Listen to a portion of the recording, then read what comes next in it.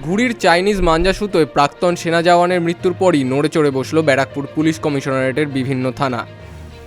বৃহস্পতিবার ও শুক্রবার রাতভর তল্লাশি চালিয়ে বিভিন্ন জায়গা থেকে খড়দা থানার পুলিশ 5 জনকে, টিটাগড় থানার পুলিশ 1 জনকে, নিউ ব্যারাকপুর থানার পুলিশ 4 জনকে, মোহনপুর থানার পুলিশ 2 জনকে গ্রেপ্তার করে। চায়না মাঞ্জা সুতোয় গলা কেটে প্রাক্তন সেনা জওয়ানের মৃত্যুর পর ব্যারাকপুর পুলিশ কমিশনারেট মোট 12 জনকে আটক করেছে, সাথে বিপুল পরিমাণ চায়না মাঞ্জা সুতোর রিল ও উদ্ধার করেছে। বৃহস্পতিবার চাইনিজ মাঞ্জার বিরুদ্ধে একটি বিশেষ অভিযান চালানো হয়। অভিযানের ফলাফল স্বরূপ খড়দা থানার পুলিশ নুরুল ইসলাম, হায়দার আলী, পঙ্কজ কুমার শাহ, মোহাম্মদ ইমরান এবং মোহাম্মদ আলী বাবুকে গ্রেপ্তার করে। সাথে সাথে টিটাগড় থানার পুলিশ, নিউ ব্যারাকপুর থানা এবং মোহনপুর থানার পুলিশ বিভিন্ন এলাকা ঘুরে একাধিক চীনা মাঞ্জা বিক্রেতাদের গ্রেপ্তার করে।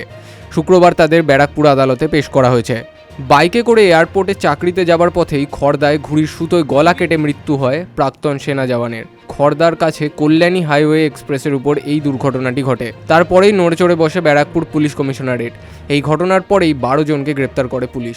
ব্যারাকপুর থেকে মনোজ দাসের রিপোর্ট, বিগ নিউজ বাংলা।